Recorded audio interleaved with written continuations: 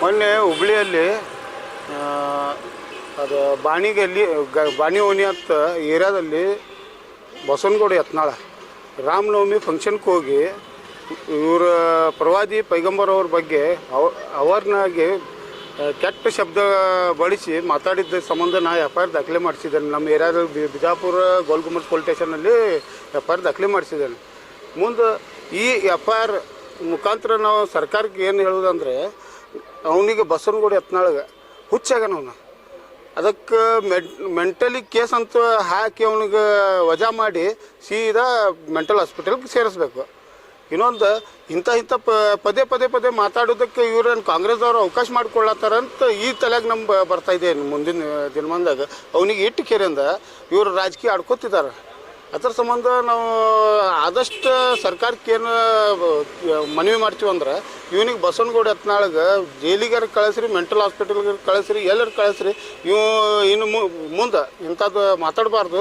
ಅದು ಒಂದು ಸ್ವಲ್ಪ ಸಿದ್ದರಾಮಯ್ಯ ಸಾಹೇಬರು ನೋಡ್ಕೋಬೇಕು. ಈಗ ದೂರ ಏನಂತ ಮೆನ್ಷನ್ ಮಾಡಿರಿ, ಯಾವ ವಿಚಾರ ಇದೇ ಪೈಗಂಬರ್ ಅವ್ರ ಪರವಾಗಿ ಶಬ್ದ ಮಾತಾಡಿದ್ದ. ಅದರ ಸಂಬಂಧ ಇದೆ ನಮ್ಗೊಂದು ದುಃಖ ಆಗಿದೆ ಅಂತ. ಮುಂದೆ ಆ ಥರ 3 ಕಲಮ್ ಹಾಕಿಸಿದ್ದೀವಿ.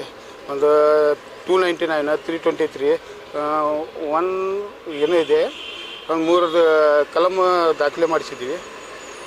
ಅದ್ರ ಮೇಲೆ FIR ಮಾಡಿಸಿದ್ದೀವಿ. ಈಗ ನಿಮ್ಮ ಬೇಡಿಕೆ ಏನು?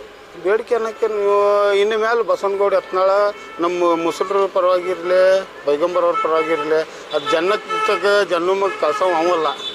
ಆ ಕಳ್ಸವ್ ನಮ್ಮ ದೇವರದಾನ, ನಮ್ಮ ಅಲ್ಲ ಅದಾನ, ಅದು ಕಳಿಸ್ತಾನೆ.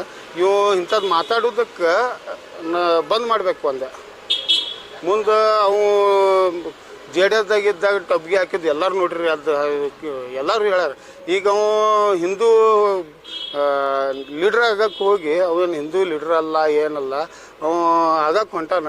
ಅದಕ್ಕೆ ಮುಸ್ಲಿಮಿಗೆ ಬೈದರು, ಹಿಂದೂ ಲೀಡ್ರ್ ಹಾಕೋದಂತ ತಿಳ್ಕೊಂಡಾನ. ಅದು ಸಾಧ್ಯ ಇಲ್ಲ. ಅದೊಂದು ಸ್ವಲ್ಪ ನಮ್ಮ ಬೇಡಿಕೆ ಏನಂದ್ರೆ ಅವನಿಗೆ ಜೈಲಿಗೆ ಕಳಿಸ್ಬೇಕು ಒಂದು.